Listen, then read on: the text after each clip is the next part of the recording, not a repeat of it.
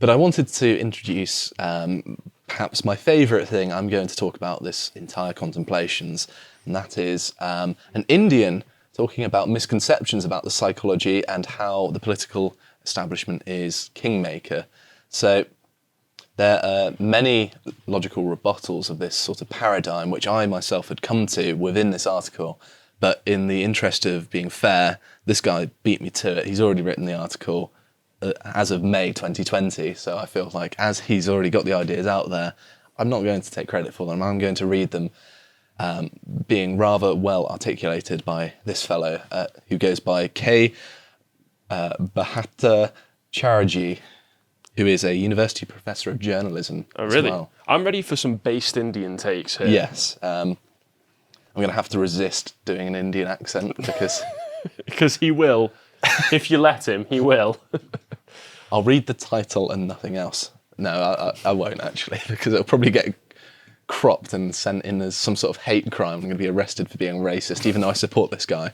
But it is titled, "This tweet by Dhruv Rathi shows he's inspiring a generation with low IQ and high confidence." So this university professor not taking any prisoners right off the bat. Immediate dunk. So yes, he's talking about this guy who's on screen, who I presume is some sort of... Indian Zoomer. Yes, he's a lefty Indian. So, Dhruv Rathi, eminent YouTuber and propagandist for the Aam Aadmi Party, is renowned for his habit of oversimplifying complex issues in order to suit his larger political objectives. Recently, he made a comment on Twitter which perfectly captures his intellectual bankruptcy. Responding to a tweet, Dhruv Rathi opined that, by default, left-wing thinkers will always be more creative, imaginative and empathetic than their right-wing counterparts. So, John, can you scroll down and show us this tweet here? So, we got some text popping up there. That's weird. But whoever designed this website wasn't high on conscientiousness. So, I think from what I can read, left-wing promotes globalisation, open-mindedness, out-of-the-box revolutionary thinking. Right-wing promotes tradition, rules, strictness, conservative thinking. So by default, left-wing thinkers will always be more creative, imaginative and empathetic. So that's the tweet that he's on about. That's the context that you need to know for this to carry on. I'm going to sound like a broken record at this point, but seriously, like, rules and strictness are incredibly important for the creative process so that you don't create some, especially if you're a musician, you don't create some meandering 20-minute aimless nothing. You know, it's very creative of John Lennon to write a song that was, 20 seconds of silence or however long it was. I mean, also, the right wing promotes strictness. I don't know, China, North Korea, the Soviet Union, California. Oh, and bringing it to empathy as well, I found this incredibly fascinating last night when I was reading The Righteous Mind, and he was talking about studies that he'd done. You know, the famous study where they were discussing who can understand who better. Do conservatives understand liberals better than liberals understand conservatives? And every single time, conservatives understood liberals better because they understand and engage with the same moral foundations that liberals are only working off, but liberals don't do the same. But one of the things that was shocking was that when asked to answer from a conservative perspective whether a statement like one of the worst things that you can do is harm a defenseless animal, or justice is important to create a structured society, liberals didn't think that conservatives cared about those at all. Liberals literally think that conservatives don't care about harm coming to poor defenseless animals.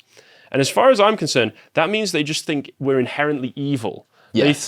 They think that we are less than human because they see the greatest heights of humanity as basically being as empathetic to everybody else as possible. Yeah, a conservative never owned a dog. They've never enjoyed their company. And if they did, it was only to kick it. Apparently so. So, it carries on to say, the eminent thinker also opined that the left wing promotes globalisation, open-mindedness and out-of-the-box revolutionary thinking, while the right wing promotes tradition, rules, strictness and conservative thinking. Thus, the Dhruv Rathi is, I can't read it for some reason, attributing causal relationship between personal traits and political opinions, but he is doing so in the wrong direction.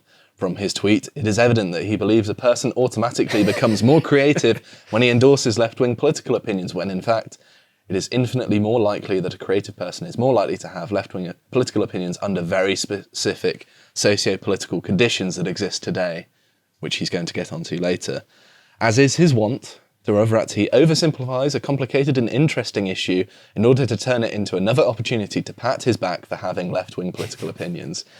His claim that left-wing promotes globalization is extremely incorrect and is so wrong that it makes one question his very sanity. I really like this Indian man. Globalization is very much a capitalist agenda that has no support at all from the left because it impacts domestic workers adversely. It is an agenda of the multinational corporations, and multinational corporations, by their very definition, are not left-wing. I feel like that's him just being Indian and not realizing that, in America and Britain, they are at least wearing the skin suit of progressivism, aren't they? Yes. Although they're not necessarily being progressive behind the scenes. I think he is also dismissing the left-wing political aspirations for globalization, which seems to be less so done for economic purposes and more so for relieving the oppression of global minority peoples. But the article continues, and he basically explains that free trade is a right-wing view, but that's not necessarily relevant to the questions we're answering here. But I do agree that, yes, believing in free trade and globalization is, an Austrian economic policy, which is by definition a right-wing one. So he then goes on to say how creativity is an innately fixed value and political opinions are not, which is actually a very good point that I myself had come to, not to pat myself on the back too much, but he says, and this is under the subheading, will left-wingers always be more creative, imaginative and empathetic? Let us be clear, creativity and empathy are core human traits that have existed ever since the dawn of humanity. By contrast, left-wing politics, as we know it, has its origins in the French Revolution of 1789. So yes, and I would like to take a little detour here and say that left-wingers like to point to hunter-gatherers as an example of pre-French Revolution socialism. But this isn't strictly true because oftentimes they would either be related to the people in question that they're trying to help out, or there would be a sort of tit-for-tat favours thing whereby you give someone food when you have an abundance of it because you don't need to eat it, but when you can't find food, then they can help you out in return. You expect something reciprocal. And even in non-human primates, there's an incentive to share food because it's for the good of the whole group. You need the group to survive. And if you are purely selfish, then you're going to lose group members and that's going to damage your survival chances. However, there is a sort of internal registering of it. It's why lots of primates are really good at counting the number of things there are. So they can count the number of fruits on a tree, so they can count it quickly and keep track of who has eaten what, who's being greedy, who's not. And they avoid giving food to the more greedy ones and seek out giving more food to generous ones, as if they're keeping a sort of mental tally of who they owe favours to and who they don't. And this is not just human beings. I mean, we do this too, because we are a primate. Also, lots of non-human primates do it, which seems to suggest that it's a very deeply seated thing, that there is a sort of tit-for-tat related to self-interest, but superficially altruistic thing. And if you want to learn a bit more about that, I did a whole Contemplations talking about altruism and how it's basically just an extension of self-interest. So with that out of the way, let's carry on with the article. So I wanted to add that caveat in there because it's just a myth that really bugs me, that somehow there was this socialist utopia, when in reality it was just that, they hadn't really got fiat currency. They couldn't keep track, but they were keeping track up here. And it was a bit more of an informal economy, believe it or not, because, they were hunter-gatherers. It's always dishonest framing to promote the left's narrative, isn't it? Which always helps when the left are in control of most of academia. Yes. So it carries on to say, if it were left to Rathi, he would argue that early man who used to make paintings in caves was a left-winger. By his accounts, religious texts and traditions from thousands of years ago, which emphasise the important acts of compassion and kindness, are left-wing too. That is quite obviously ridiculous. Therefore, for him, to declare that left-wingers will always be more creative and empathetic is simply ridiculous. Also, creativity and empathy are more or less traits that are innate in an individual, which is true. These are traits that cannot be acquired. Either a person is creative or he is not. Either a person is empathetic or he is not. Either a person scores high on the openness trait or he does not. Contrary to political opinions of an individual, which changes frequently during the course of an individual over time, such characteristics of an individual do not usually change. Therefore, to insinuate that left-wingers will magically always be more creative and empathetic and left-wing promotes open-mindedness is just bollocks. It's nice to see an Indian man adopting our very British way to disparage this just something. wraps straight back around to what I was saying at the beginning. It's just bollocks.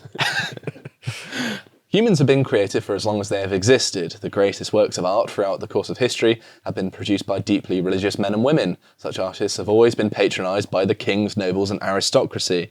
Therefore, the claim that left-wingers will always be more creative than their right-wing counterparts flies in the face of all reason and logic. Were those who composed the... he goes on to cite lots of Indian cultural references that I don't think anyone's going to get. Well, how about this one? Would Shakespeare be considered left-wing by today's standards? I don't know. He was a bit of a thespian. But you could look at, say, the Sistine Chapel or composers like, I don't know, lots of the classical composers like your Tchaikovskys, your Bachs, your Beethovens. And go back to poets like T.S. Eliot and Rudyard Kipling. These were not left-wingers. What about Tolkien? I mean, he's definitely not a left-winger, is he? I mean, he created an entire world, an entire language. He created his own language for his story. A map, a world. No, from what I've heard, he created the language first and was like, oh, well, I might as well create a world to go along with it, I suppose. So that's just how creative this man was. He certainly wasn't left-wing, though, was he? Let's be honest. So, yes, we have our own examples. I mean, you can look at, say, all of the works of religious art, say, in Italy. You've got an entire lifetime's worth of art there to look at, just evidence to the contrary of this notion. So it carries on to say, a wise man once said, man is always caught in the eternal present, which I think is actually a George R.R. Martin quote. So, and he says, and unfortunately, people believe that what is now shall always be. However, through the ages, enlightened men have always cautioned us, this too shall pass. Therefore, if the Ravrati had the semblance of common sense and could cut down on his arrogance born of unparalleled ignorance, he would have realised that there are certain conditions related to the very specific circumstances that prevail today, which give people the impression that creative individuals are naturally left-wing. But this is an illusion that is generated due to a well-burnished, elaborate structure of incentives and indoctrination. And now is perhaps the most based passage I've ever read from just the entire Indian subcontinent. So, he talks about how the political power within a system is kingmaker of successful art. And he's titled this The Will of the Cathedral, which, yes, is of course a reference to Moldbug's concept of wokeness being the cathedral, right? He's been reading his unqualified reservations, this man has. So it says, there exists an elaborate network of multinational corporations, universities and civil society organisations which work together to dictate what is permissible for public consumption and what is not. The mainstream media and the entertainment industry serve as the propaganda wing of this structure. The neo-reactionaries of the 21st century call this structure the cathedral, an ironic jab towards the fact that although the structure promotes a materialistic ideology that is antithetical to traditional religions, the ideology is essentially a sect of Christianity. I think this is a bit of a generalisation, but I suppose to someone who is a Hindu, I suppose... It all looks the same. Yes, so he can be forgiven for that, I think. Over time, with significant organised effort, the ideology has managed to capture all the prominent institutions in the West, from universities to civil society organisations to the mainstream media and the entertainment industry. The ideology dominates every aspect of Western society. I mean, yes. The cathedral engages in what Noam Chomsky calls the manufacturing of consent. The great beast has employed the considerable resources at its disposal to delegitimise every other political thought. The ideology, of course, is progressivism, the official doctrine of the left wing today. So, for a professor of journalism, I mean, he's very up to date on his Western politics, isn't he? He's switched on, is what he is. Congrats to the man. Unlike the West, the cathedral has not been able to capture Indian society entirely due to a few obvious reasons. Firstly, it is an ideology that is entirely foreign to India, and hence it is not suited for the Indian society as it is for its native countries. Secondly, traditional religions are very dominant in India, and the roots for Hinduism in India are very, very strong. However, it has managed to make great inroads. It has almost total control over the entertainment industry as of now, as the the election manifesto of the Congress Party demonstrated, it has hijacked the biggest opposition party of India as well. Simultaneously, the entire civil society nexus in India, which is almost entirely controlled by the West, is an integral part of the cathedral as well. Also, due to the lack of educational reform, the cathedral has hijacked Indian universities as well. So we're going to see a bunch of woke Indians, apparently. This is actually very interesting to me, because you don't hear about wokeness in India. This is a little bonus bit of culturation for you. I'm getting a crash course in Indian civil politics right now. It's very interesting. It's due to the growing influence of the cathedral in entertainment industry and Indian universities that it gives one the impression that creative individuals by their nature are left-wing and will always be so. In reality, it is due to the indoctrination of our youth in universities that the most intelligent among them endorse progressivism as an ideology, and it is due to the financial incentives offered by the cathedral that progressive works of art, dominate the institutions of mass production. It might appear ironic, but left-wing ideology in the 21st century is spread entirely by big business even. I just said so he does big. actually know that the progressivism is being worn as a sheen by these people. But he is entirely right. I very much agree with what he's saying. So he says, the dominance of left-wing politics in the entertainment industry works in two phases. Firstly, universities ensure the youth is indoctrinated en masse in progressive ideology, and secondly, it ensures that works of art that promote said ideology are incentivized through financial means. Absolutely spot on. For instance, while mediocre progressive-sounding movies are funded and released on Netflix and in theatres, it is inconceivable that a movie or web series that depicts Hindutva, which is the term for Hindu nationalism, which is sort of a very conservative version of Hinduism. A movie or web series that depicts Hindutva in a positive light will ever see the light of day, for instance, while movies and web series that demonise Hindus and Hindutva can be found in abundance. A venture that treats Nathuram Godse, who is the man who shot Gandhi, fairly and refrains from demonise him will never be funded, and if somehow funds are generated to create a good enough product, finding a platform for it will be almost impossible. This is all true in the West as well. So I'm sad to hear, my Indian brothers, that you're experiencing similar problems over there, because it is really disheartening and demoralising. I do find it funny that he wants fair treatment for the guy that killed Gandhi. I mean, he broke up our colony, damn it. I like this guy more and more. No, I'm sure that there are plenty of people out there who look back to British colonial rule with a tear in their eye going, how much better it was. I certainly think that India is one of the places where our so-called colonialism was least appreciated. Even at the time where they became independent, there was, even without Gandhi, there was quite a large movement that wanted independence. So I'm blaming Gandhi, but in reality, I think if it wasn't him, it would be someone else. But anyway, enough of that. It carries on to say, that is how left-wingers dominate entertainment industries. It is not because of their products being inherently superior, it is because progressive works of art are capable of generating enough financial support. Furthermore, it is also essential that people in the industry air the right opinions, or they are cancelled. There he is.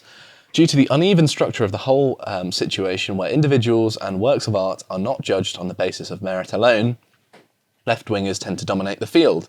However, with the advent of Modi, who is, of course, the head of current Indian regime, and the mainstreaming of Hindutva, a handful of movies have been produced which do not toe the progressive line. And with the continued dominance of Hindutva, it is almost inevitable that left-wing ideology will lose prominence in the entertainment industry as well.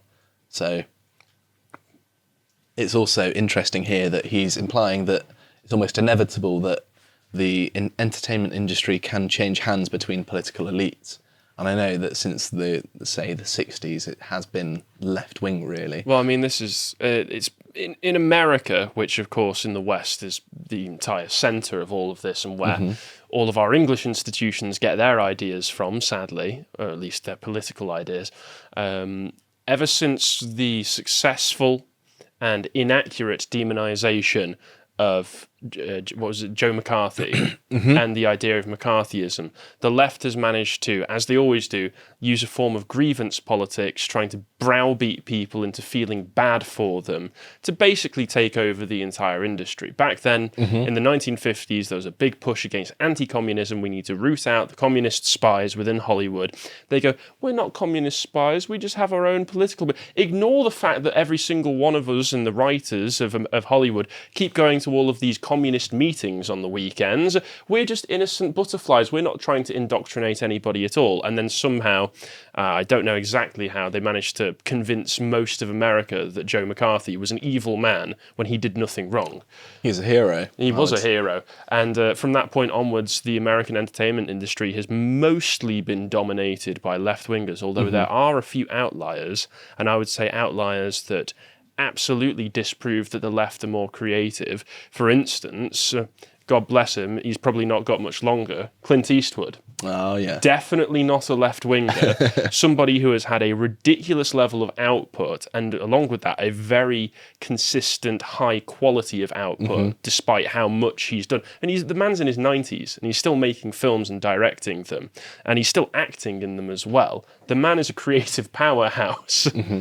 I mean, he's even got a good amount of self-awareness. Like, you look at something like Gran Torino, where he's playing a racist old man. It plays to your strengths. But he's trying to show that, you know, there's a human side to these people and those sorts of things, yeah, right? just because of the fact that he views in Gran Torino, if we're just going to talk about a bit of that, because I've watched it back in the day, just because of the fact that he views the Asian people living on his street as different to him, and, you know, by that separate to him, he doesn't have to treat them with the same standards. He still isn't going to stand aside and watch them be victimized and bullied by gang members and criminals. It's worth mentioning that he's portrayed as like this superficially at first as this racist old guy, but then he goes out of his way. I'm not going to spoil the end of the film, but he really goes out of his way to make sure that they're okay, more so than anyone else, more so than their own family, in fact. So he's looking at more depth of character, and he tackles it in a very realistic way. You don't think, oh, this is just made up for propaganda. No, he's trying to do like a deep exploration of these kinds of characters and not just brush them over and just say he's racist, therefore evil, like so much we see Because nowadays. if a left-winger were to depict a racist old white guy, they wouldn't do As they so often do. with any sort of sympathetic angle to him or any depth. It would just be, he's this uneducated, nasty piece of work who should just be avoided and kind of exercised from polite society. I mean, just look at all of the obnoxious caricatures of Donald Trump that we've seen in fictional media since he got elected in 2016. Why did Doctor Who, of all programmes, need to have a racist, bigoted Donald Trump stand-in character? Why? I didn't know that happened, to be honest. It was embarrassing. But I'm going to quickly finish this article because the final couple of paragraphs are great. So this is the final takedown of this guy we've known to hate, this Dhruv Rathi guy, Rathi maybe, I don't know how to pronounce his name. He doesn't deserve it to be pronounced correctly, but he says, Dhruv Rathi, a servant of the cathedral. That's the heading. The disproportionate influence of the cathedral has also created a horde of idiots such as Dhruv Rathi, who are convinced of their moral superiority and higher intellect merely because they are capable of mouthing the approved talking points. The champagne socialists or the status quo revolutionaries do not realise that the opinions they voice are not controversial in elite circles at all, and they are essentially advocating for establishment talking points. absolutely spot We on. need to get this guy on the podcast. He's I a want to legend. speak to this guy. But the illusion created by the cathedral is so strong that the dim-witted individuals unironically believe that their opinions find greater prevalence among creative people, not due to indoctrination, but due to the inherent intellectual superiority of their beliefs. The fact of the matter is, creativity and empathy are personal traits that have existed in people since the dawn of humanity.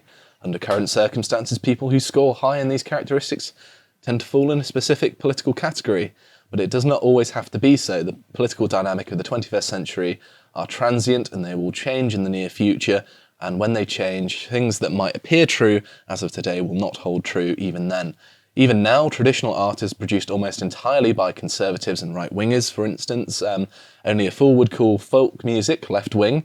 It's just the cathedral does not deem it fit for mass production, which is a massive put-down, and I very much appreciate that, in that there's lots of good, creative, wholesome sort of conservative music out there, and because it's not fit for mass production, sort of radio, this proletarization of the arts, it's like the McDonald's of the artistic endeavour, where it's just mass-produced junk. And even if you want to go into creative genres, musical genres that sound more creative by certain standards, you can just look at a band like Rush, for instance, whose album 2112 was all about the government oppressing musicians and making it so that you're not allowed to do music anymore. And what's his name? Neil Peart, their drummer, wrote all of their lyrics, was massively inspired by libertarianism and Ayn Rand, which contentious whether that would really be considered on the right or not, but certainly much more right than most of the musicians that we have nowadays. Well, yeah, I mean, they were very much limited government, that sort of thing. It was your stock libertarian stuff, and they were fantastic musicians. Oh, some of the best. Geddy Lee is possibly the greatest bass player who's ever lived. I mean, that's probably a bit of a controversial... No, it's not controversial, but he's got some competition, but he's certainly up there.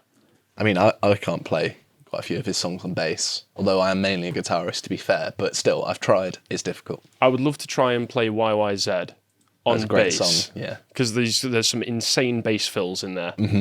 So, final paragraph. Thus, midwits of the left, such as Debunking, I love that he's using the term midwit as well, who work under false impressions that they are somehow superior intellectually to everyone by virtue of the slogans they endorse, should try to gain a better understanding of the circumstances instead of taking every opportunity to advertise their ignorance.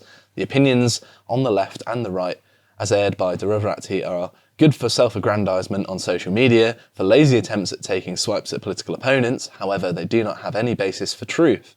But when these are spouted often enough as grand facts, it further acts as self-affirmation for already indoctrinated individuals and raises a generation of highly confident, ignorant, deluded clowns such as the propagandist himself. Tell us how you really feel. Good man. Good man. But yes, I was very pleased when I came across this article because it basically articulates exactly what I think. Yeah, I mean, we don't really need to expand on that anymore. It said everything that could be said about just the practical realities of the industry that we're facing right now. I mean, how as a conservative musician who's not going to just shut up and go along with it, are you supposed to get anywhere? I know that some of the stuff that he's saying at the moment is a little bit too crazy even for the right wing, but Kanye West, for instance, has been shifting ever more rightward in recent years, and the second that he does, all of a sudden he's getting gigs cancelled, he's getting TV promotions, he's getting fashion deals that he had with organisations like The Gap, they're all being cancelled. It's ridiculous. The system is set up against you. Well, it's any means necessary to push the message, isn't it? That's pretty much what it's come to. It's all but launching nukes at one another at this point. To watch the full video, please become a premium member at lotuseaters.com.